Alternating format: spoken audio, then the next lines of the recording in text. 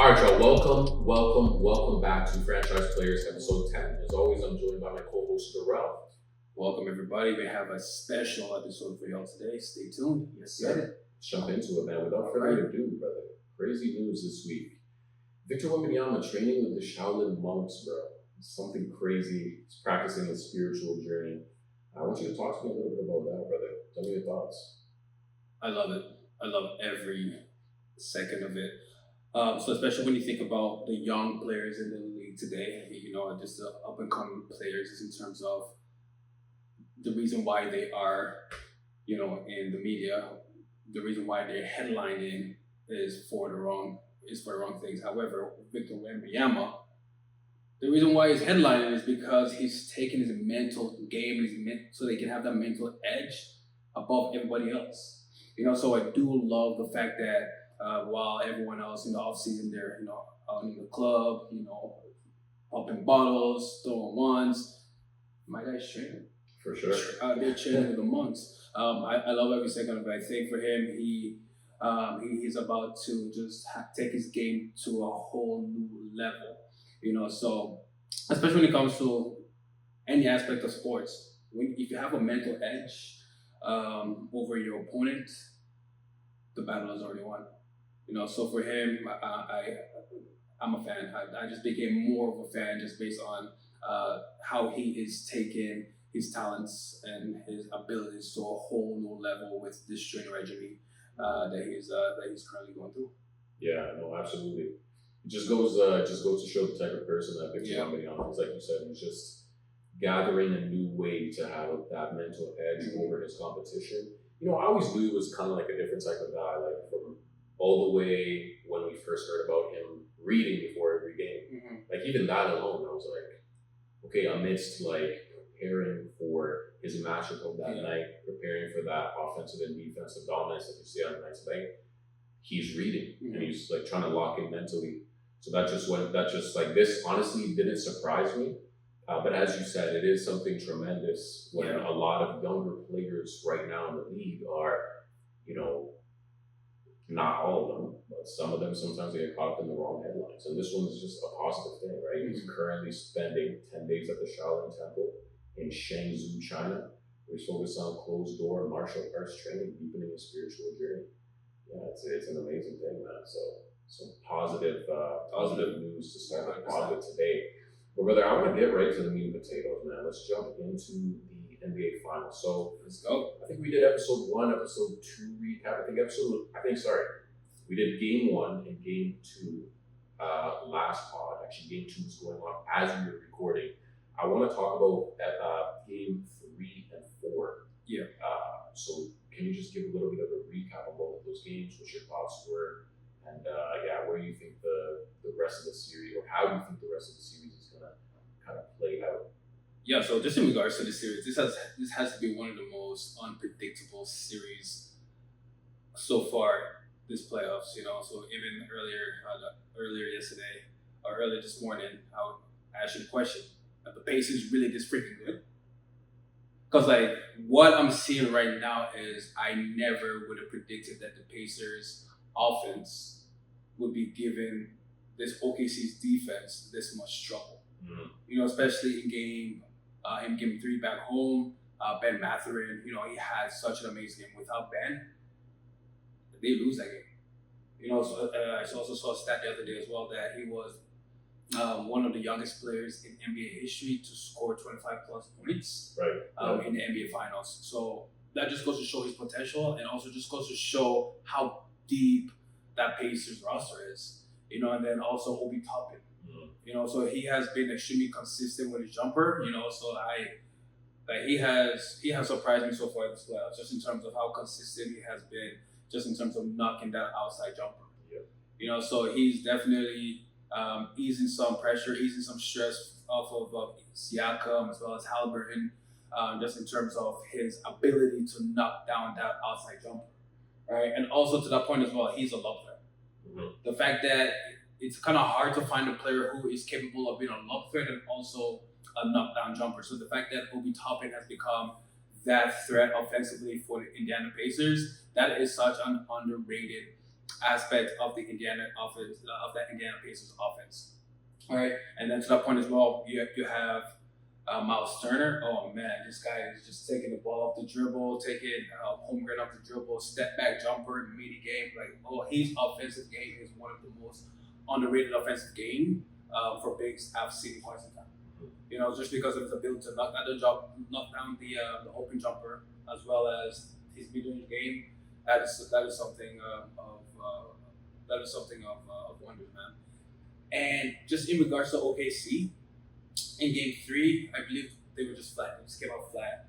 Especially the Pacers were home. They had all the hype, the fan, everything was just going their way. Yeah. They were just on. And OKC didn't have answers for that Pacers offense. And to that point as well, they were able to turn it up in Game 4. You know, in terms of Game 4, the Pacers kind of choked that game away. They were up 10. I believe they were up 86, 76 at one point in time in the game. And then from that point, that's when OKC just turned it up defensively. Alex Caruso, he had such an amazing game 4. Right. You know, so once again, the veteran presence is starting to show. Just the fact that I believe he scored 20 points that game. He scored 20 points. Also, J-Dub, he finally stepped up. He scored 27 points that game as well, which is well needed because Game 3 he put up a dud. So the OKC Thunder, they came out and showed up Game 4. Chet Holmgren, he also had a big, massive double-double that game as well. Right? It's funny though because I mentioned everyone but SGA. Right. SGA has been one of the most consistent players in the playoffs so far. Had another 30-point game. That is something everyone is expecting from SGA every game. You know, something that is so underrated. Right? So he had another 30-piece. And that OKC offense is a well-oiled machine once everything is clicking and everything is flowing. And then now let's talk defense. Dude, come on. SGA is a pretty solid defender, especially given Halliburton some issues there as well. There's some plays SGA does defensively that just blows my mind, especially when he's guarding Halliburton. So Halliburton will blow past him, and next thing you know, SGA will strip Hallie. You know, so his defense is one of the most underrated aspects of his game that he doesn't get enough credit for. And then on the other side, you have J-Dub, who was a second team All NBA defensive player, and then you also have Luke Dort, who is a first team All NBA defensive player. So the defense is just impenetrable, and then you throw in Alex Caruso. Interesting fact, brother. One thing that I just saw a stat that I saw the other day. Alex Caruso has one of the highest fouling rate in the playoffs right now. Mm. So in terms of fouls per minute played, he is, I believe, number 1 or 2. Okay. Interesting. It's Wow. crazy. So he comes in, he gives you extremely high intensity play when he's on. However, he can't stay on the court because he's fouling way too damn much. Right. However, you don't want Alex Caruso playing more than 20 plus minutes in my opinion a game. Like if he can give you a solid 20 minutes, that's all I need from Alex Caruso. You know, so that, and then dude, you have Hartenstein. You also have Casey Wallace. Their defense is just they just have endless defensive players on that roster. Yeah.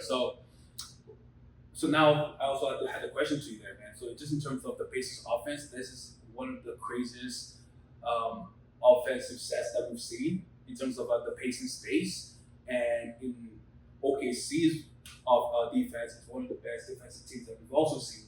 Right. So this series could go either way. You know, one day the Pacers offense will just turn up, and then the next game the OKC's defense will just turn up. So just in terms of the direction of this series, I am extremely excited. If you're a true NBA fan, you better tune the hell in. This is exactly what we have been asking for. Does defense win championship or does offense win championship? So let's see. We got the best of both worlds right now. So I'm really enjoying this playoffs right now, man. No, 100%. It's what you want to see as an NBA fan, as you say, because it's really a question of, it's really been a series where it's been going back and forth. It's been like one team seems to dominate the entire game, but then at the end, the team will come back and put up a fight. We're getting a ton of close games. So it's really just just amazing. It's what you want to see as an NBA fan. I mean, that game 3 to start off, as you said, the Indiana Pacers really came out. They had momentum at home. They had a balanced attack. I found they were getting more from the bench. OKC was very star heavy. I remember Chet Holmgren had a tremendous start to that game. The stars doing kind of what they're supposed to do, but they didn't really get much off the bench. For the OKC Thunder, it was the opposite. Everyone from the bench was chipping in. As you said, Ben Mathurin had a great game. TJ McConnell had such an amazing game. I mean, I think he had 5 steals, a ton of late game crucial steals that he got that were just pivotal and really solidifying that win for the Pacers. And I can't lie to you, bro. I was thinking that going into Game 4, because of how convincing and how dominating of a performance that was for the Pacers, I was convinced going into Game 4, especially when the Pacers took the lead. Yeah. I was like, oh, it's about to be 3-1. Yeah. But man, one thing with sports is, and I really do live by this, it's never over till it's over. It's really never over till it's over. There's always, as long as there's time left in the game, there's time for, there's time for amazing to happen and for the tide to completely change. And even just to lightly reference the Florida Panthers and the Edmonton Oilers. I mean, they were down. They were about to go down 3-1. Nope, Edmonton came back. I think scored, I believe it was either 2 or 3 goals straight. Don't quote me on that. And fight back and end up winning the game in overtime. So as long as there's time left, there's time to come back, and that's just been such an exciting part about this series. There's never a moment where you're like, okay, the game has gone away from the team. There's never really been that moment, because you just see one team will fall flat, the other team will come back, and then and vice versa. And then in Game 4 again, like I said, the Indiana Pacers were. They seemed like the better team. The offense wasn't quite humming the way that it had for the previous 3 games I found, but they were still getting it done, and they were still beating this OKC team. And I was thinking, okay, like if OKC goes down here 3-1, the Pacers, I believe, will finish it off, but that wasn't the case. You know what I mean? The Pacers start to fall flat as the game went along into the late stage scenario. Into late game situations, and the OKC Thunder executed late game. Indy had some good looks too, but that defense of OKC, when they focus, when they dial in, they're as good as anybody in the league. And I think we've seen that at many instances here in the playoffs, especially when you have great perimeter defenders, as we continue to mention here on the pod, from Alex Caruso to Casey Wallace. To SGA being a sneaky good defender that he's not always given credit for. Guys like that, I mean, there's always a chance for that team to come back, and it's been really special, really great to watch. In a way, as a fan of watching the finals here, I was thinking, okay, I want the Pacers to go up 3-1 just because of my boy Pascal. That's how I was feeling. But now that I've had a day to kind of process the series, I'm actually pretty happy with the 2-2. I think you just said, as an NBA fan, you kind of want to see a finals series go out. You know what I mean? Like last year, come on, it wasn't like that's not what you want to see as an NBA fan. And a lot of people had complaints going into this final series between Indy and OKC. They were like, oh, we don't know if we want this. Like we're getting like high quality NBA basketball right here. Yeah, like this is a tremendous matchup. So. I've really been enjoying it so far, and I can't wait to see what the rest of the games hold. I'm praying it goes to Game 7, just to see the heroics that Tyrese and Pascal and SGA and Chet and Jalen Williams and all that they bring to the table. So I'm very excited, bro. Yeah. Also, right now too, we are in the new age of NBA basketball. If you really put it into perspective, the Big 3 era is completely demolished. It is completely absolute right now. So it just goes to show depth trumps all. For sure. Right. So when you look at these 2 teams right now in the finals, OKC and the Pacers, one thing that they have that is superior over to all the other teams in the NBA is depth. Right. So OKC, they are still playing a minimum an 8 to 9 man rotation in the playoffs right now. on the other side as well, the Pacers are also playing an 8 to a 9-man rotation. So just in terms of their formula, they have a winning formula for the foreseeable future. So they have the 2 stars in Siakam and Halliburton and an amazing supporting cast around them as well. All right, and then on the other side, you have Shed Holmgren, SGA, as well as J-Dub. And an amazing supporting cast as well around those players. So just in terms of the winning recipe for success is depth, right? So the reason why the Denver Nuggets didn't make it as far as they should, even though they do have the best player in the NBA, is the lack of depth. And then if you take it to another level, the reason why the Lakers also fell short is the lack of depth. They didn't have enough, right? So if you just look at all the teams that were eliminated, was just the lack of depth, right? So even with the Boston Celtics, they had the depth. However, injuries was one of the reasons why they fell short this playoff. So I think both of these teams have figured out the winning recipe for the foreseeable future, and also in terms of the direction the NBA is moving based on the new CBA regulations in terms of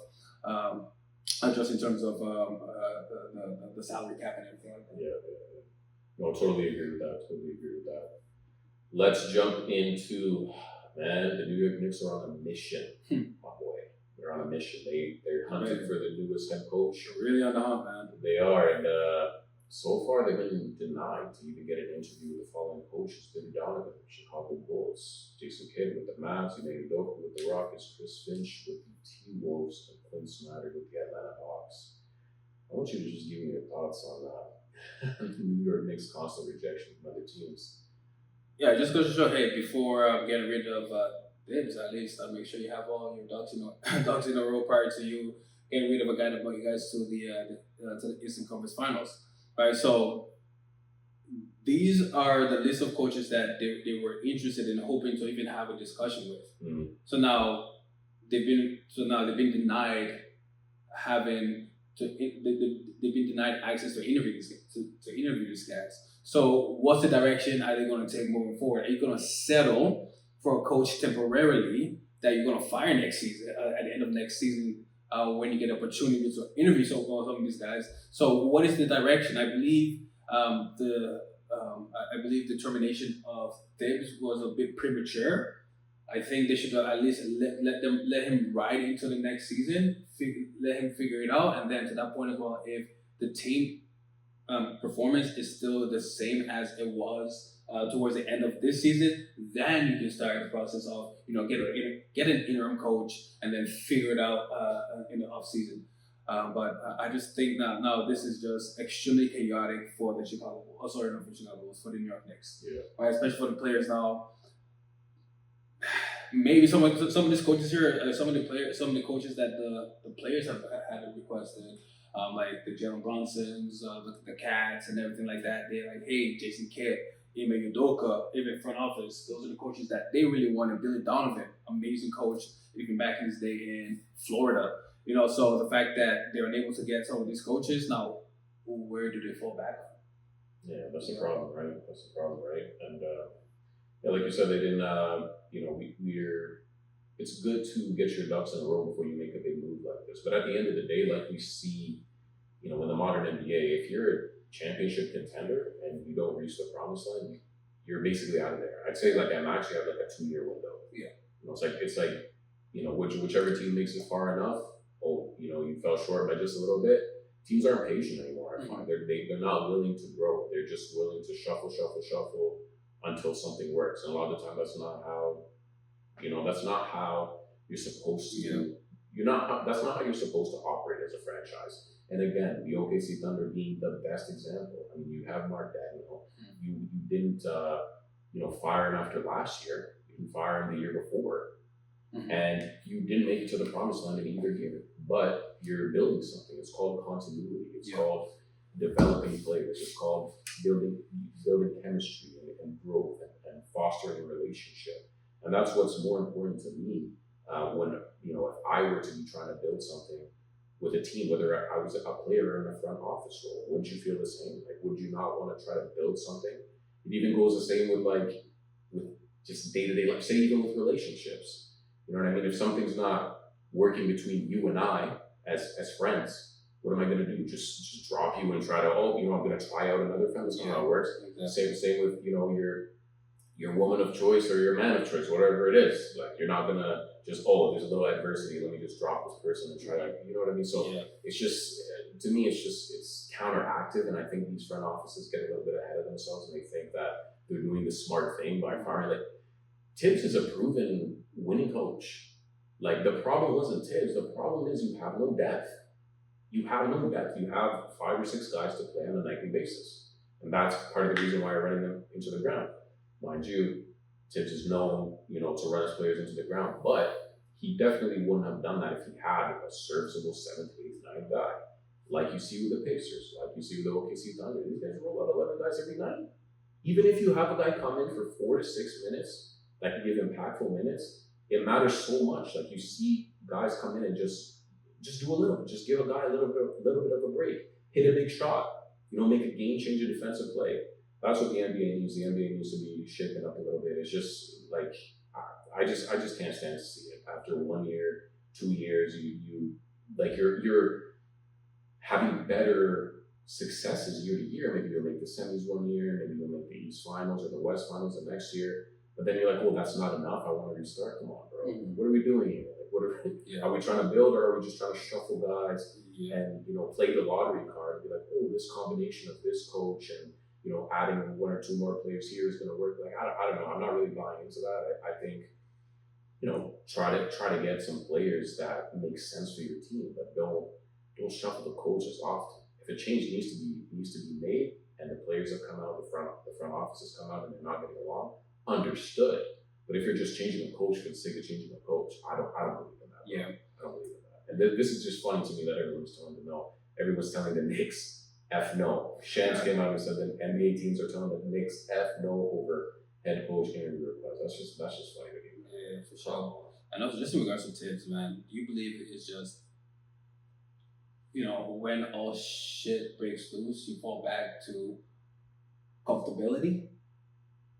Meaning what? Meaning that, so for example, if you are, in the playoffs right now, you're saying, screw my bench, I'm riding with my best players. Mm-hmm. All right, so like, for example, Rick Carlisle, he trusts his players. He trusts his bench. Even Ben Mathurin, as young as he is, he trusts him in big moments. Sure. I just believe Tibbs just doesn't trust his bench. It doesn't matter who he has on his bench. I just believe that when push comes to shove, he will always revert back to his natural state, which is, let me just write my starters. I have no patience for any error. Mm. So he's like, I want to play as much error-free basketball as much as possible. So my starters, I need y'all to play at least minimum 45 minutes. Mm. Pressure Chichua, sorry, you get 5 minutes this game. And that's all. We just need Cat to get maybe 5 minutes of breather. You go in there for that 5 minutes, and that's it. Mm-hmm. You know what I'm saying? So I just believe that when push comes to shove, he just goes back to his flow state, or his natural state. Right. So prime example, once again with Carlisle, when you look back at that 2011 championship squad, he also had a deep roster on that squad as well. So you had a Jason Terry, you had JJ Barea coming off the bench. You also have, I believe, Sean Marion was on that squad as well. So he just had a well-oiled squad then, and he also has a well-oiled squad now as well. So I just believe certain coaches, they have certain principles that they'll die on the hill with. And I believe with Tibbs, I'm gonna ride my starters to the promised land, and if they make it, cool, and if they don't, at least we gave it our best. For sure. I mean, that's fair. And like I said, I totally understand that if that's how you want to approach things. Yeah. But I also think in terms of other teams, like, they have the depth. That's why these coaches are willing to trust them more. Mm-hmm. You know what I mean? So, yeah, it's bro, I don't know how I feel about that. It doesn't sit nicely with me, but hey, man. We'll see what happens next year. I mean, the Knicks really do have to capitalize on this window right now and the Boston Celtics are going to be right back in the mix. You know what I mean? The Pacers are going to be right back in the mix. You know what I mean? Some of these good teams, like we don't know if the 76ers are going to figure everything out, get healthy, and then be right back in the mix. The Bucks, if Giannis stays and they bolster the we don't know what's going to happen. It's honestly it's tough. One thing I wanted to talk to you about briefly is the Spurs are looking to trade the number 14th pick in this year's draft. They want to package the pick with a player to upgrade the roster. I want you to talk to me a little bit about that, bro. It all makes sense, right? So especially right now, they already have the second pick in this upcoming draft, and so now it's more so the 14th pick. How much more lottery picks can you add on the roster? Mm-hmm. You know, so within the last 3 years, they've had 2 rookies of the year, and they're about to potentially get a third rookie of the year candidate, and they also have an additional lottery pick in this upcoming draft as well. So. Especially just in terms of, once again, this is a conversation we had the other day, in terms of the trajectory of Wemby's career, just in terms of his health and everything like that. Now it's go time. It's go time. He's heading into year 3.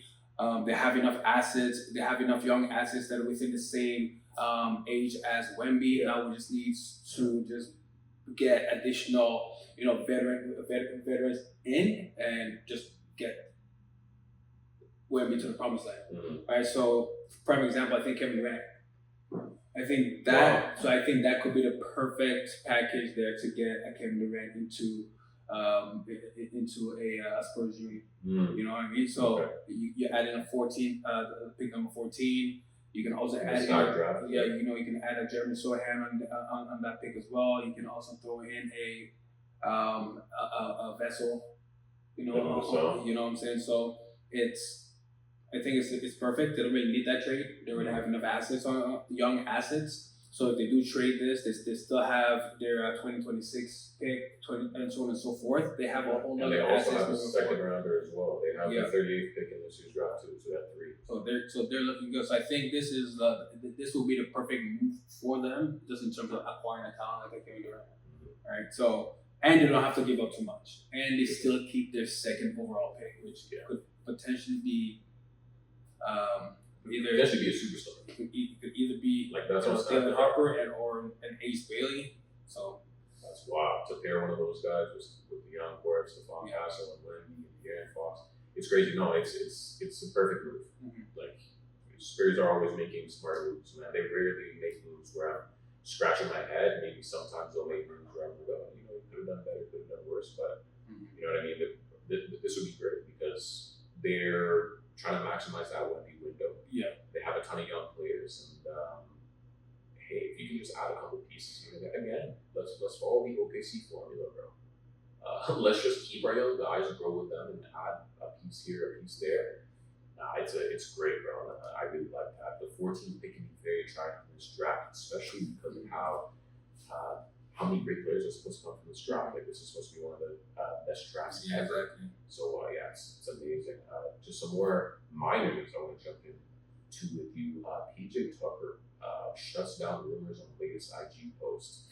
People on the NBA spaces were talking a little bit about his retirement and things like that. But he shut down the rumors and that he won't be retiring.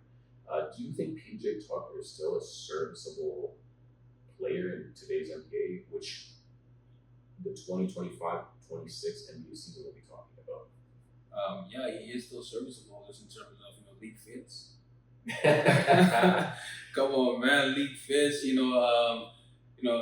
Be a Bleacher Report kicks. Come on, True Sports kicks. You know what I'm saying? So he keeps feeding those channels, content just in terms of just his fits for the game. However, I think it's time for my boy to retire, man. Like, he's not serviceable out there. He only has one, maybe half a trait that he could potentially possess in a game, which is that corner jumper. And if that corner jumper is not dropping, it's not the same PJ Tucker defensively that he once was when he was with the Toronto Raptors, when he was with the Milwaukee Bucks, when he won the championship. It's not the same player. So even with the New York Knicks last season, I didn't see him in the playoffs. No, I didn't see him. He was keeping that bench really nice and warm for Gad. So I think it's time for my boy to retire. he is an amazing veteran presence in the locker room. Because he does have that championship pedigree. He is a champion. So that is something that every locker room does need. That voice that can at least tone everything down when all hell breaks loose. However, I think it's time for him to hang up the kicks. However, just in terms of the league nowadays, every team is so young. So for me, I am okay with these guys if they want to extend a career a little bit longer, even if they're not, getting 10 minutes or even 15 minutes a game, as long as they are there for that veteran leadership, to hold guys accountable, show guys how to take care of their body, and so on and so forth. I think that will go a long way. Prime example, Luka Doncic, when he got into the league, right? So first year he had Dirk Nowitzki, and then Dirk retired after that, and then from that point on, he was essentially thrown into that leadership role. He was who was his veteran at that time? He didn't really have a veteran, a true vet. You know what I'm saying? So, and I just believe nowadays, just in terms of the league, the NBA as a whole, it is so young. I'm just gonna go off on a whim and say the average age of a team in the NBA is about 26, 27. Yeah, I was about to say 27, 28. You know what I mean? It's so young. So we need the veterans in the league, man. We need the veterans to stay. If you take LeBron out of if LeBron retires today, to that average 26. Yeah. That's ridiculous. Yeah. And then if you take LeBron out of that equation, that probably jumps to 24, 25. So you take LeBron out, you take Kyle Lowry out of that. Come on, man. Mike Conley, you take all those cats out, man. The league average jumps to 23, 24. So just in terms of the direction of the league, I love it. However, we do need the vets in the game, Mm-hmm. No, for sure. Shout out to Garrett Temple with the Raptors as well. Super old, but man, he's getting his bag, and he's in that leadership role. And PJ Tucker is smart, right? Like, brother, get your bag, 100%. Do your thing. Like, it's such an asset to have older players on the squad of an average of 26 years old on these NBA teams. Like, you need that. You need a guy that's gonna, show them how to move both on and off the court. So this is a smart move by PJ Tucker. If PJ Tucker wants to come back, somebody's willing to pay him to really just be in kind of more of a vocal leader type of role, but by all means. And like you said, bro, he could put some guys on in terms of fits and all that, man. I know he's still got it like that for sure. So shout out to PJ. Shout out to my boy CP3 too, who's also mad NBA wise, but he's not retiring, which is great. I really want to see what he can do, preferably with a contender. If he goes back to the Spurs too, that'd be really cool. Just some more news here, reported by Shams. So Shams reported in May that Giannis has not made any firm decision on the Bucks' future, but that he was open-minded about exploring whether his best long-term fit is remaining in Milwaukee or playing elsewhere. Obviously, we know that we are going over some hypotheticals last pod, but now some news that came out. Giannis reportedly said he wants to return to the Milwaukee Bucks next season, and then rumors he may consider seeking a trade in order to compete for a second championship. So he was in an interview with a Brazilian outlet, Coast to Coast, and there was a translation by Eurogroups that Giannis said, and I'm paraphrasing here, "The finals are different. I hope to be back soon with the Bucks." So I want to hear your thoughts on if you think Giannis will be a Buck past this season, or if you think he's a loyal guy and he's gonna stay. See, the thing with Giannis, he's such a class act.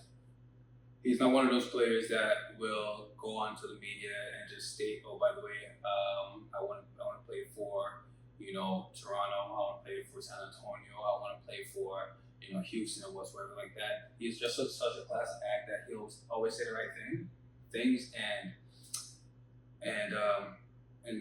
you will never catch him stating the wrong thing, right? So, for example, one thing about Giannis that really resonated with me was about a year ago when LeBron said if Giannis played in the 60s or 70s, he'll average 240 points or something like that. And then Giannis, the class act that he is, he came to the podium and said, "I don't want to compare us." So the guys back in the day trained a certain way, guys in our era trained a certain way. So if I play back then, I would be training the exact same way those guys were training. You know, so he just says the right things at the right time, and that's what makes him the star that he is, as opposed to some of these superstars that always demand a trade and they're always throwing shade. You know what I'm saying? So, with Giannis, I think that's exactly what he should have said, because then at a point in time, he's putting the ball in Milwaukee's court. That's it. Because he's already had this conversation with Milwaukee. Of course. You know, so for him, it's like, all right, well, I'm gonna keep my personal conversation with personal, and let you all decide what the narrative is. You know, so just in terms of that, I'm with it. However, I think he already knows exactly where his mind is at, just in terms of his destination for next season. He says Milwaukee. Maybe he does want to say Milwaukee. He already brought a championship to Milwaukee. You got the Milwaukee jersey on today. Maybe that's foreshadowing as to where Giannis will be next season. I think Giannis, he has all rights to say that, because he's currently employed by the Milwaukee Bucks. That's it. So I'm with it, and once again, that's why he's one of my favorite players, man, because he's such a classy man, a classy person, and he'll never disrespect the organization that gave him the opportunity, man. And come on. That's it. And you know what?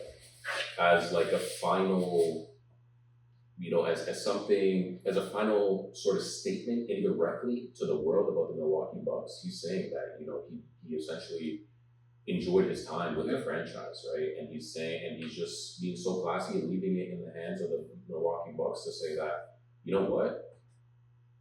I'm going to come out and basically say that the Milwaukee Bucks are important, and that I would hope to be, and I'm paraphrasing, I hope to be back soon with the Bucks. And it just goes, it just says a lot about his character. Yeah, man. So, shout out to Giannis. He's always been like that since he got into the league. And also to that point, I think that just upped his trade value. Yeah. Tenfold, because Milwaukee are gonna be like, all right, cool. He wants to stay here. So if you were gonna offer Scotty Barnes, you might as well throw in that 7th overall pick. You might as well throw in Paul. You might as well throw in your entire starting five. Yeah. No, for sure, bro.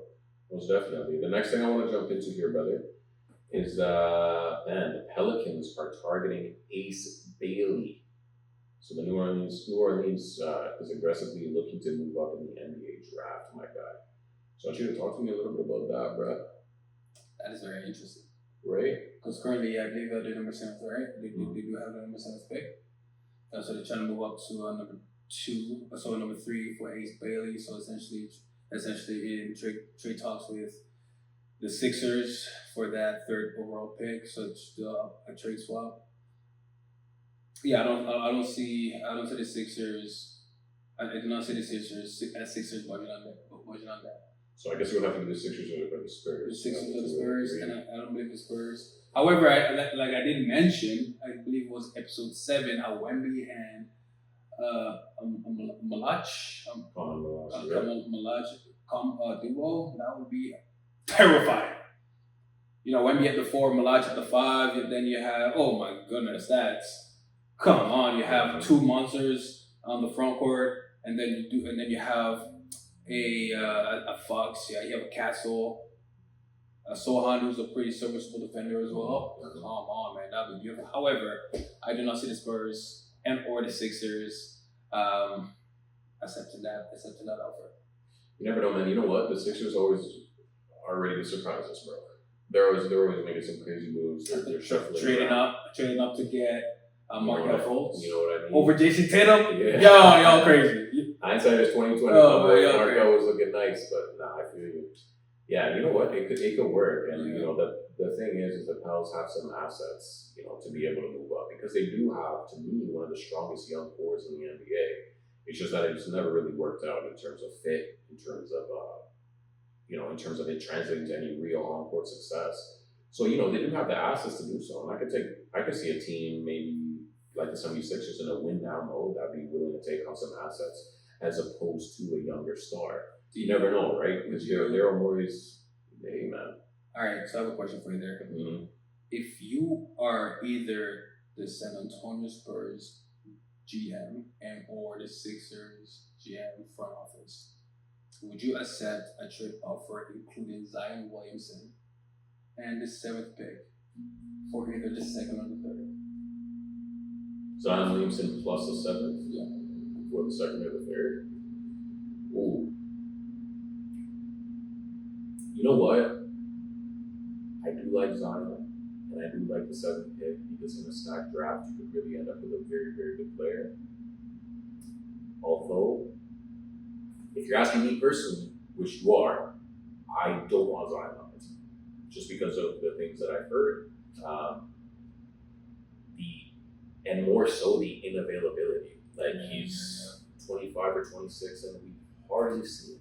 It's like he doesn't play much and there's always something popping up in the media on him. I'll pass on that respectfully. I would much rather take a plethora of any of their other younger guys. You know what I mean? Whether it's a Trey Murphy or a Herb Jones or an Alvarado or whoever, bro. They're stacked. They have so many good young players. I'd way rather do a package of 2 or 3 of those other guys than a Zion as like the main focus. Yeah, I think if I personally would. If I was a Pels front office, one of the only players that will be untouchable for me right now would be Trey Murphy. Like, dude, my guy is about 6'8", 6'9". He has an amazing shot from downtown. Yeah. Amazing defender. He has one of the highest upsides, as well as obviously Zion on the Pelicans as of right now. And I would part ways with Zion before I part ways with Trey Murphy at this point in time, based on the exact reasons that you mentioned there, just in terms of the inavailability, as well as all the unnecessary drama that he brings on the squad. That's it. Yeah. Clippers eyeing KD, my brother. LA emerges as team to monitor for Durant trade. My thoughts on this, like just immediately, is who's not eyeing Durant? Like if you're any team, any mid-plus team in the NBA, if you're even a playing contender, all the way to a championship contender, then you're gonna lock in a Durant team. So, but then, what assets are they going to give up for KD? Like a Norm Powell?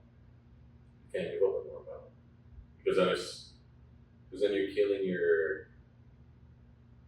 your offensive firepower. I know you're getting a KD back. That's not what I'm saying, but I don't know. That feels a little bit crippling in a way because Norman Powell's also a very underrated perimeter defender, and it wouldn't just be Norman Powell. It would be Norman Powell plus. So you're getting away Norman Powell plus, who had a fringe All-Star season for a 38-year-old Durant, who is still a star in his own right. He still can walk out betting 25. To be honest, or Norman Powell plus. If I was a Clippers front office, I'm gonna say, let me get some assets. Let me get some asset back, especially based on that trade that crippled my team in terms of trading away SGA for Paul George, and I believe they gave away 5 first-round picks just to acquire Paul George. I want to get some of those. I want to get some of those picks back. So instead of depleting your team, replenish what you've already replenish the damage that has already been created. Obviously, it's win now, but once again, the recipe is not stars. We are currently seeing that and witnessing currently in the NBA Finals. The superstar era is completely over. Now it's depth. I believe now it's more so let's figure out exactly the players that we need that can fit seamlessly within the Clippers offense, and there's complete synergy to get everything flowing. Instead of just bringing KD, so KD and Kawhi, and then who else you guys have? No depth. And then killing the chemistry between the guys that you already have. Plugging in a KD, who's probably one of the best plug-and-play players you could possibly have. Like he doesn't really demand the ball too much. He can just go out and be an offensive force on whatever team and whatever offense. But it's just like, nah, man, I just wouldn't do it. And like we said so many times between last pod, this pod, it's like the big 3 thing doesn't work. I don't honestly think put together a team, big 3 of Kawhi, James Harden, and his name is escaping me. No, Kawhi, James Harden, and KD. Yeah, okay. And win a chip. I just don't, because then again, you're losing a Norm. You're losing probably like some other guys off of the bench, whether it's a Batum or this player. They don't have any assets. They have no assets, in my opinion. I think more Chris Dunn. I don't know. Like the team to me, the Clippers were so good last year, especially with Kawhi healthy. If they can just, and that's even tough to say, even as I'm about to say it, I'm thinking that's so tough because like at this point with the Clippers, you're banking on Kawhi Leonard's health. It's such a roll of the dice. Risky. Like, and I don't even want to get into it. It's so crazy to me just to see year to year how it's different. Like last playoffs, he was healthy for like half of the playoff run and he was hurt, and then they ended up losing because of that. This year he's healthy. They finally put it together, and this is like the first year in the playoffs he's been healthy in like 6 years since he's been there. First year, and they're not able to get over the hump, and they lose in the first round of the Nuggets. It was a game 7. Come on, bro. Like at this point, I don't know. The Clippers, they got to figure something else out. The Kawhi thing, I don't think is going to work. I mean, next year is going to be 35. The injuries have always been a problem since he was in his 20s. It's a difficult situation, bro. He should have stayed in Toronto. He would have won back-to-back chip. Or he should have at least stayed for a year. Let him ride one last season, brother. He's crying himself to sleep every night. I think he's chilling in LA with family. Boy, he got paid 2 times for MVP. Russell Westbrook declines his player option, bro. He opted for free agency after rejoining the Nuggets. Yeah, because he signed for the vet over minimum. rejoining the Nuggets. Yeah. Yeah, because he signed for the vet minimum last season. So I believe it was a $3 million contract or something like that he got paid last season, especially for his contribution. He was playing well above his pay grade last season. So I don't blame him. So I think he definitely needs to get his bag. And also saw rumors that there are teams overseas that are willing to sign Westbrook. Do you think he would do that? No, I don't think Westbrook would just because of his ego. I don't believe he will sign with any European League team just because of his ego, just because of his stature. And I believe he would be the one of the biggest stars to play overseas in the last 20 years. Yeah. And then if you think about the guys like, I don't know. Yeah, he would be the biggest NBA star to ever play in the EuroLeague. Apart from, I believe it was Stephen Marbury played in China. Yeah. Steve France. Yeah, it was Stephen Marbury that played in China. He was a god over there. Right. So if Westbrook was to play overseas, his accolades alone trumps Stephen Marbury's. So yeah, I don't think he does. Just because of his legacy, I think that would put an asterisk to his legacy. I think for him, he's like, all right, let me just solidify myself in the NBA. He needs that championship. That's it. Once he gets that championship, he can do whatever the hell he wants. Because if he doesn't win a chip and then he plays overseas, bro, that's going to look extremely bad on his resume. I don't know if it will look bad on his resume. I just think Russ just wants a chip. Yeah. It's just very apparent, considering the moves that he made over the last number of years going to different championship contenders, being later in his career, obviously being, sort of removed from, actually a lot removed from that MVP caliber Russ. Not saying, obviously Russ is an amazing player. I still like him a lot. Yeah. And I think he has a ton of impact on any championship team. So, yeah, I just think he really wants to win. So I don't think that's in the cards yet. For any one of these NBA stars, NBA superstars, if they want to go experiment and do their second last or last year, kind of a EuroLeague type of thing, fizzle out that way, no stress to do that. But Russ being, 35, 36, roughly around there, if I'm not mistaken, and to want to go to the EuroLeague now when he still has juice in the tank, he was an amazing player off of the bench for the Nuggets, and he even started a lot of the time. Yeah. And I think he has too much. I think he knows he has too much left, and I don't think he's going to be going anywhere overseas anytime soon. But it's cool because to see him decline his option, it means he might be on another contender next year. And I'd love to see how he would do on any contender, even if he's back in the Nuggets. To be honest, I like the Nuggets thing. I think Nuggets, Russell Westbrook and the Nuggets was a good look. Yeah, personally. Yes, sir. Brother, anything else you want to jump into before we get into our sideline talks here? Yeah, that's for me is more so the NBA Finals. I am extremely entertained, just based on the quality of the game that we're currently getting. So like both teams are showing out and they're showing out. So they're showing up and they're showing out. The Pacers' offense is better than advertised, and the OKC's defense is also better than advertised. So once again, as a basketball fan, and also if you're a basketball purist, this is exactly what we have been dying for. especially just in terms of the uncertainty when you turn on the games.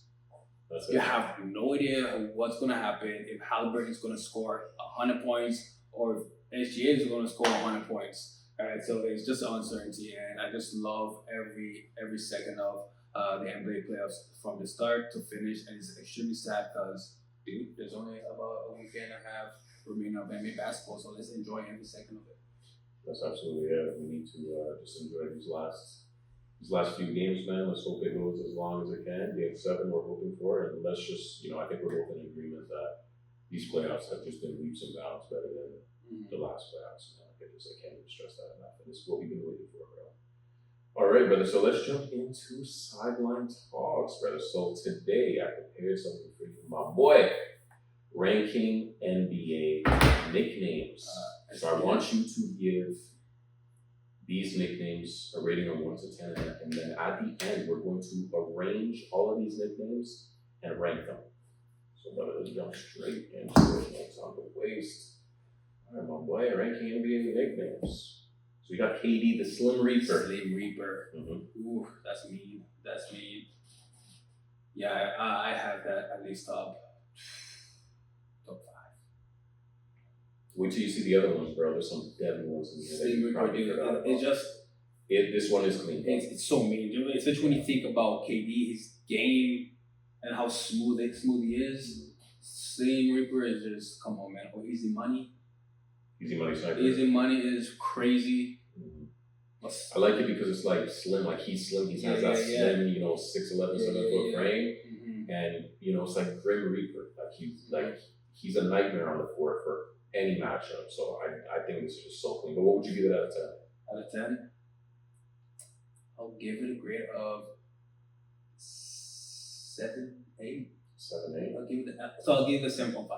7.5 out of 10. Okay, I like that. Yeah, I'm probably gonna go with the 8. It's just like ever since I first heard this nickname years ago, I was like, this is just it fits perfectly. This nickname fits perfectly with his aura and everything like that. And then I've seen at that time too, I've seen a graphic of him kind of in like a Grim Reaper outfit with the sight, I believe is what it is. It just looks so clean. Yes. I always thought in my head, I was like, that's just like the sickest nickname ever. The Black Mamba. Come on, Kobe Bryant, bro. Come on. When you think about the Black, especially when Kobe just gave the explanation of the Black Mamba, how fast it reacts, and how slippery it is, and how he tried to embrace that mentality of a Black Mamba snake in the wild, one of the most venomous snakes. One of the most venomous animals and one of the most venomous predators in the wild. And so it just goes to Kobe's mentality on the court. Like, he's here to kill you on the court. Yeah. And I think the moniker and the player, it just makes sense. So for me, that's a 10. That's a 10, the Black Mamba. Come on, the Mamba mentality. There's so many different... Oh, come on, bro. I agree 100% with what you said. And when I was putting this together, does Kobe kind of look like a Black Mamba in a way, bro? He's bald. He got the head shape. Yeah. Tell me I'm tripping, bro. No, he is literally a Black Mamba. He's literally the Black Mamba, bro. It's like the best thing. Like I said, also there was like a little clip of him. I can't remember, it was a shot that he hit. He did this face. It was just like he's devious. He just looked like a Mamba, man. I think the Black Mamba has to be at least one of the greatest nicknames out there, next to most likely going to come up soon, but I want to mention it. However, we already know. I already know what is the best nickname out on that list, so I ain't gonna mention it. 10 out of 10 nickname, bro. The Truth. Paul Pierce. This to me is such a clean nickname. Come on. Like you can't get any meaner than this. Come on. Bro. The Truth, like to be a basketball player and be called The Truth. Yeah. Like, I believe Shaquille O'Neal gave him that nickname. It's oh, bro. Yeah. It's such a sick nickname.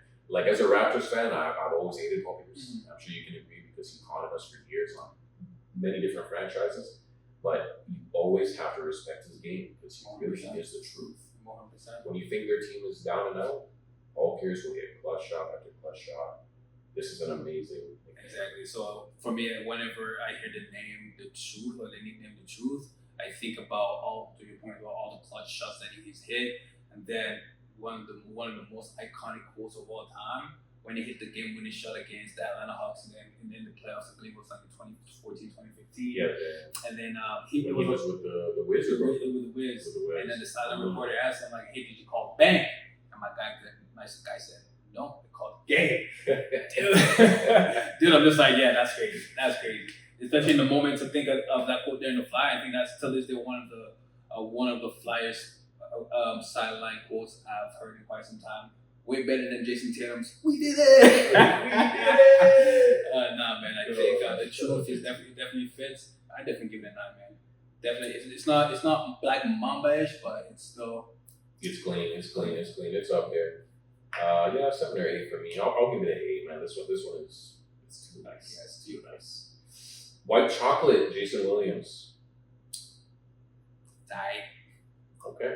So like mid 5. Yeah, I'll give it 5. However, white chocolate, no, he's smooth. Come on, man. One of the best passers the game has ever seen. I believe it was like the early 2000s. I believe it was the 05 or 04 NBA All-Star game when he did the elbow pass. White chocolate was in full effect. Smooth player, cool nickname, but not the best nickname. There are better nicknames out there. You know, there are better white players with better nicknames like the Professor. You know what I'm saying? So white chocolate doesn't surpass the Professor. Fair. So I'll give him a 5. Fair enough. Yeah, I like it, man. Like you said, smooth. He had a smooth game. This guy obviously is one of the best ball handlers in the history of basketball. Just things he could do with the rock.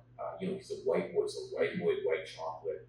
You know what I mean? I'm sure like he was called white chocolate well before the NBA. I'm sure like the homies that he used the ball with would call him white chocolate too. I think it's a clean nickname, bro. Like I'll definitely give it between a 6 to a 7. You know what I mean? It's definitely pretty badass. AK-47. That was freaking Andre Kirilenko.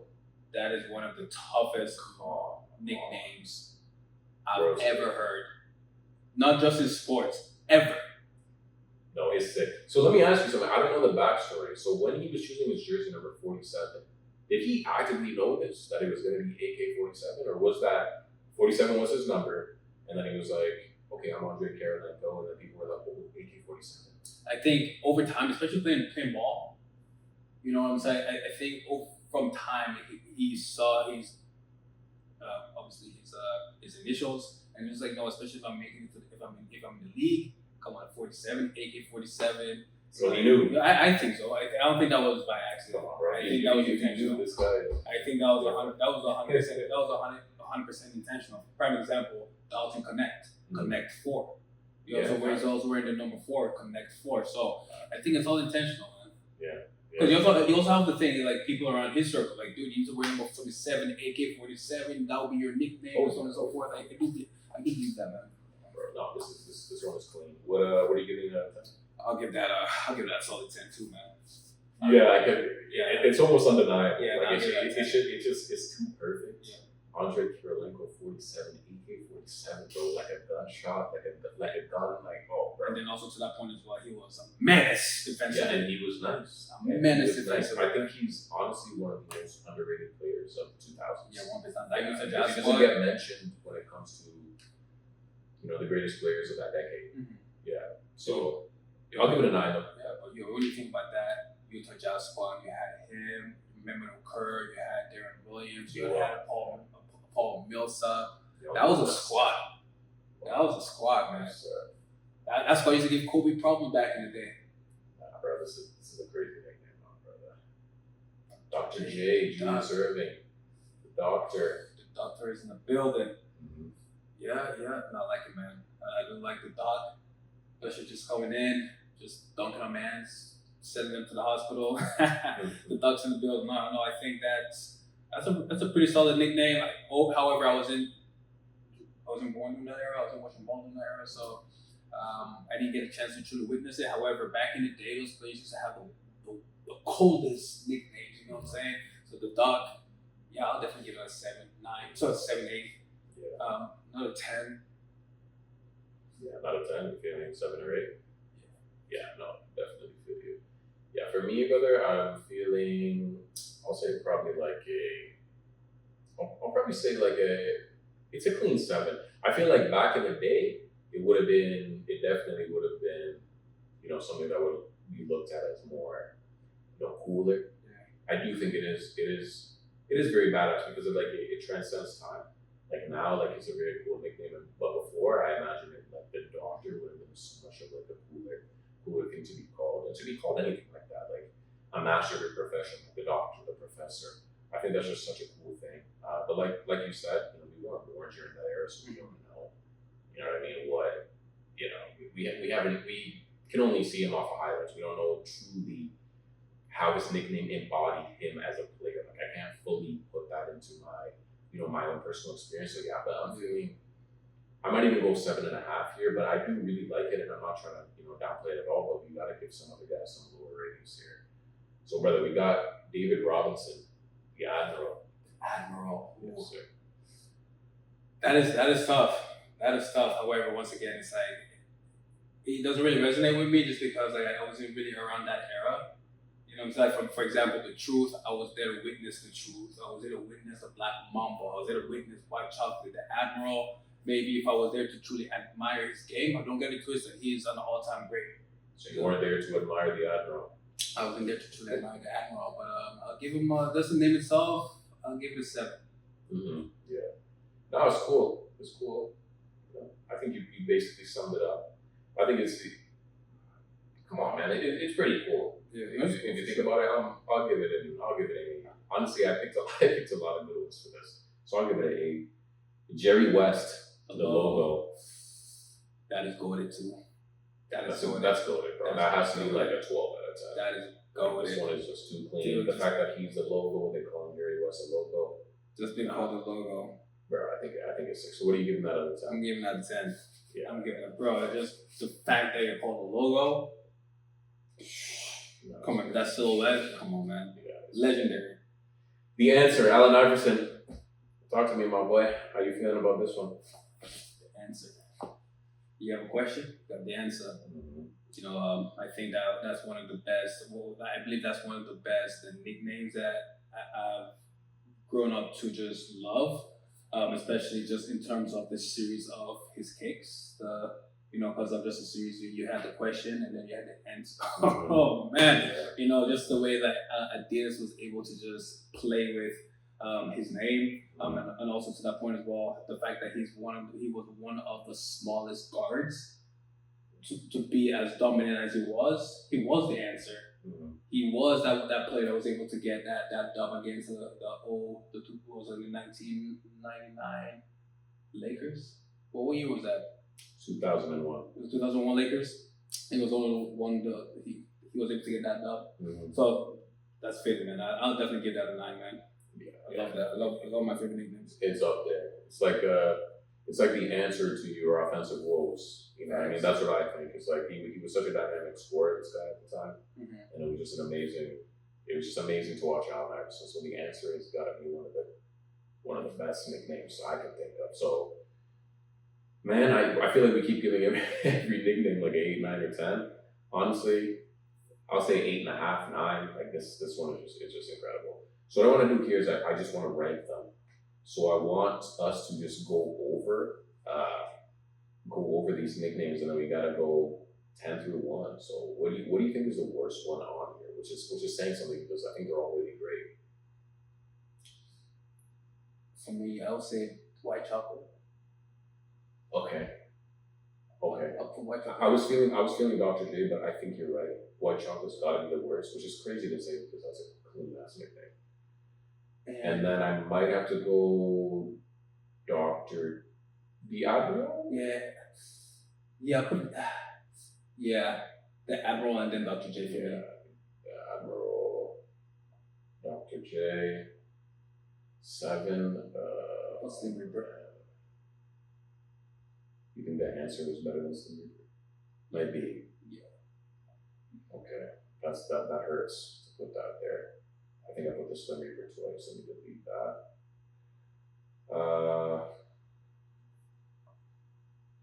Brother. Number 6. We'll put the Answer. The Answer? Yeah, for sure.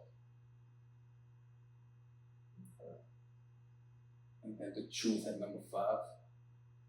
Okay. The Truth and the Answer, yeah.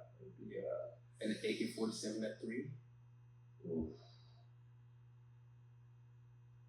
Okay, I'm liking where you're going with this. And the logo, then Black Mamba? The logo, then Black Mamba. Oh, man. Kobe fans, what's good? Number 1, we're missing number 1. And we're missing number 1, so let's just say out of 9. I don't know where the other one went. 1, 2, 3, 4, 5, 6, 7, 8, 9. No, there were actually only 9. And then Air Jordan, come on. Yeah, and then Air Jordan number 1. His Air Nets. His Air Nets. You know what I mean? So yeah, so there we go. There we have it. Brother, next segment, I want to jump into a tier ranking with you here, brother. These are 2005 NBA logos. Mm-hmm. So I want you to talk to me and tell me how you feel about these logos here. Rank them S to an F. Atlanta Hawks. Oh, yeah, so that's... This rendition of the Atlanta Hawks jersey. I really like that logo, man. I'll definitely give it an A. I'll put it in an A tier for sure. Okay. You're feeling an A. I am feeling... Okay, I'll go next. Boston Celtics. That's an easy S. Easy S. Charlotte Bobcats. I'm going to go ahead and do this one for you. That's an F. That's an F. Chicago Bulls. I'm breezing through it. We got to go Chicago Bulls in the ass. What about this version of the Cleveland Cavs? That's LeBron. When I see that, I see young Bron. I don't love it though. I like the sword going through the fonts kind of Yeah, thing. I'll put it in the B tier, man. I'll put it in the B tier. Alright, I'm saying C. Dallas Mavs. This version? The crest. No, I really that. And for me, whenever I see the logo, I'm putting the player that I see when I look at the logo. I feel that. And then that also makes me grade that logo differently. Okay, like, so like so that's when you see the Mavs logo. Like when I see the Mavs, that's Dirk Nowitzki, baby. Yeah. As soon as I see Dirk, what he did against that 2011, Miami Heat squad, the Heatles. Like for me, I really like that logo. I really like that logo. You got the Maverick, you got the horse. I freaking love it, man. I don't love it. You don't love it? All right, so let's agree for C tier. I'll agree with a C. I was thinking that myself because I like the crest. Honestly, I like the old logo a lot more. A lot of people don't, agree on that, but like the green, man, there was like a green. No, it was like a green and kind of a baby blue logo from the 90s. But this Denver Nuggets, speaking yeah. Speaking of players that remind you of a logo, this Denver Nuggets logo reminds me of Carmelo Anthony, like instantly. Yeah, 1%. But I don't love it. I think it's gonna go C or a B for me. Mm-hmm. I'm probably just gonna. What do you feel about it? Yeah, that would have been a B tier for sure. Put in B Yeah, tier. in a B tier. Okay. What about this Pistons? Oh, this one's hard, bro. Yeah, stuff. That's Grant Hill. I see that. I see Grant Hill. Yeah. Put it in the B tier. Might be A. Yeah. A. All right. Come on, bro. This is because they kept it like from the 90s. This is like the old school logo. Okay. They should have kept it, man. I hate how they did all these simplifying the logos. What about this Warriors? This reminds me of like the We Believe Warriors, BD, Matt Barnes. How do you feel about this version of the Warriors? What do you call that team? The We Believe team? We Believe Warriors, yeah. Yeah. So I like that, man. I'll put that in that's a B tier for me, man. I really like that logo. Because you can truly see it's creative. You can see the Warrior in it. He's grabbing like a part of the W there. I like it. Houston Rockets. I guess this one is kind of similar to the one. I really like that logo there. Houston, you got the spaceship. You also got like the I believe like the smoke and made it do. Is it? Yeah, like I don't see that at all. So essentially, no matter rocket is fine, and then you have the yeah. smoke coming through. So that's like the cloud of smoke. Yeah. Okay, True. So what do you feel for this one? I put up in the A tier. I'll put an 8. I put an A tier. It's very unique. How do you feel about the Pacers? Classic, That's classic, clean, man. the That's P classic. with the ball. Probably B or A. When I think we still got in Reggie Miller. Yeah. However, it's about to be Halliburton. It's all about Halliburton now. If he wins that ship. So we got B or A. I'll put him in. Not in the A tier. That's a classic logo. Yeah, it's a classic logo. Let's do the Clippers logo. I think this might be B. Yeah.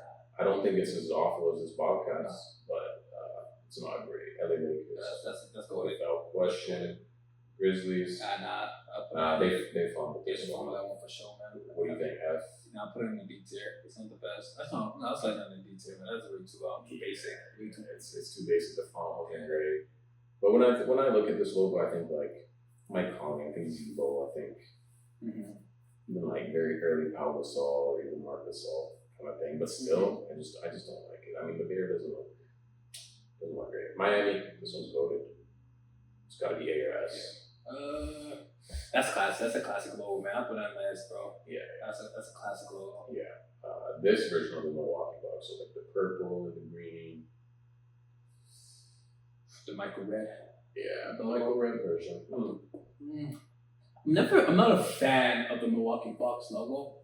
However, that jersey they got on though is crispy. Appreciate you, but try and bring it back with this one.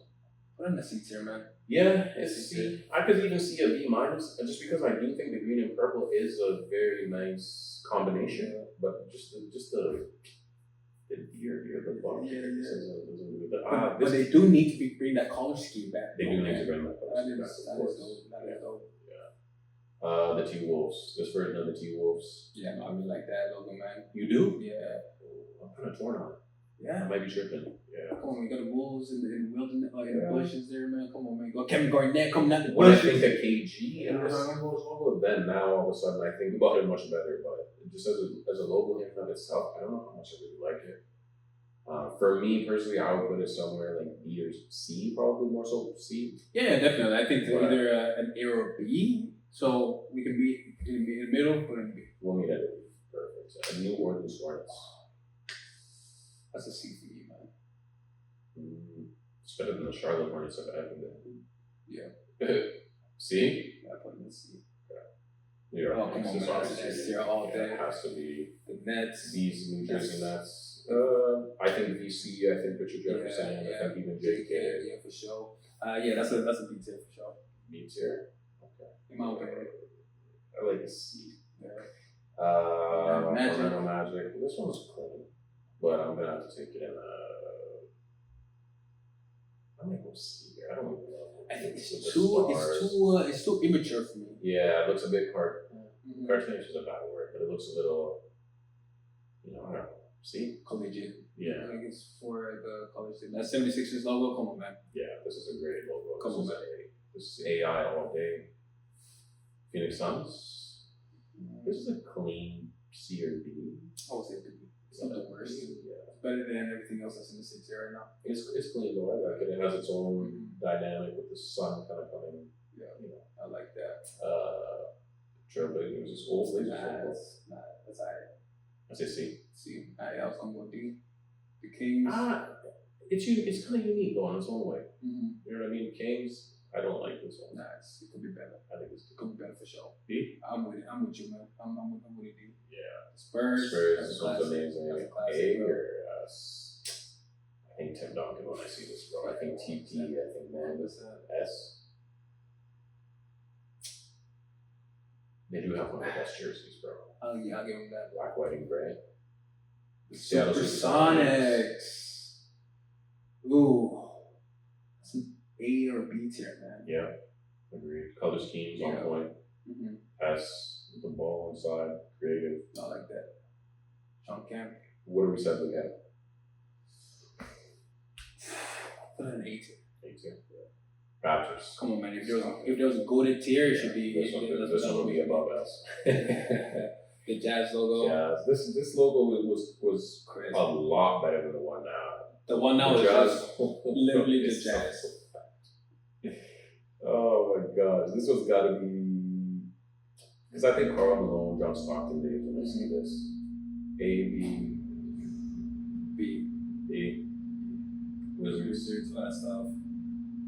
I'm thinking around the same. Yeah, I'll say an A tier for sure, man. Yeah. All right, there it is, bro. Anything you want to change? Nah, I think we did pretty well, man. Chat, let us know how we did. Let us know how we did.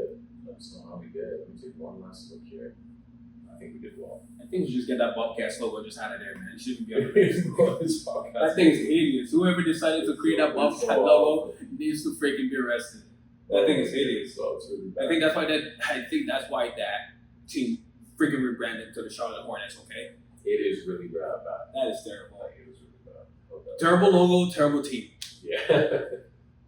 Crazy. All right, guys, let us know how we did. What would you rearrange? Drop a comment. Well, brother, nonetheless, we are here once again at the Immaculate Grid Challenge. Final segment here, my boy. Let's see if we can do it this time. We got it. Let's Now I go. know we're not about to punch in. We're not about to click a square. Yeah, we got sus last game. Yeah, bro. That was We got sus. Come on. Okay, what do you got? Alright, let me see. Bring it closer here. So we got. Alright. You looking there? You looking here? Okay, so Clippers is 76ers. I'll go James Harden. Okay, it's a good one. So we'll do one after the other. James Harden. Perfect. Okay. Only one team. Whoa. Okay, we know only one team for Lakers. Holy. 76ers. Joel Embiid. 76. Oh, I guess it's not considering retired or never mind. Joel Embiid. 10,000 plus rebounds in a career. You gotta go build here. Oh, career or just with the team? I think that's played for the team and has 10K. Uncle Will. Oh, can't back out of it now. Woo! I was scared for a second there. But it's Wilt. You can put, you can't go Wilt twice, eh? Shaq. Easy mode. Okay. Clippers and the Lakers. Russ. Westbrook. Yeah. Yeah, easy. 10 plus. Oh, come on, this. 10 plus points And per Davis. game in a season for this team, I guess. Clippers. Clippers. You can go Kawhi Leonard. Okay. Kawhi Leonard, only one team. 10 plus points per game. Scott Barnes.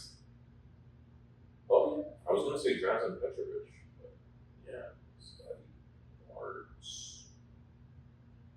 10K plus rebounds and over 10 points per game. Okay. Scotty Bill Russell. Hold up. Bill Russell had the lowest field goal percentage of a big man of all time. Do we want to risk it all right now? I'm risking it for Bill Russell. If this doesn't work, bro, that's it. We did it. Oh, come on, bro. Like, there's no way Bill Russell was gonna make it. Yo, Google it right now. What was Bill? He was 5% though. Yo, Scotty Barnes was 1%. That's crazy. Wow. Okay, Google this right now. What was Bill Russell's field goal percentage throughout his NBA career? Jack. History lesson right now, man. Bill Russell, 11 championship rings. Come on, man. Yeah, fraud. AI overview. Bill Russell's field goal percentage in the NBA career was 44%. And my guy was a center. Yeah, my guy was playing against Michael Jordan's plumbers, and he was. And my guy's field goal percentage was 44%. That is ridiculous. You know, that's wild. And my guy has 11 championship rings. Come on, and y'all are trying to say he's better than Jordan? Get out of here. That's crazy. That's crazy. I feel like this one was kind of easy. Yeah, it was too easy. Let's run it up again. That was easy, bro. That was easy. Brother, that's it. Pod is all wrapped up. Let's so go. 10 in the books, man. Let's go. Yeah, bro, I'm excited for the NBA. Rest of the NBA finals, my guy. As always, I'm joined by my co-host Darrell. Yes, sir. Let's get it. _ for real. Hey, just make sure you'll like, comment, and subscribe onto the channel. Big things are coming. Let's go. Streaming platforms rate us a 5-star. More big things coming. Production is gonna get ramped up. Quality, everything is gonna be crazy. 100%. That's important. And also make sure y'all follow us on the socials. Handle is Darrell Official. Paducah _ for real. Let's go. Let's go, baby. Franchise players, we out of here. We out of here, baby.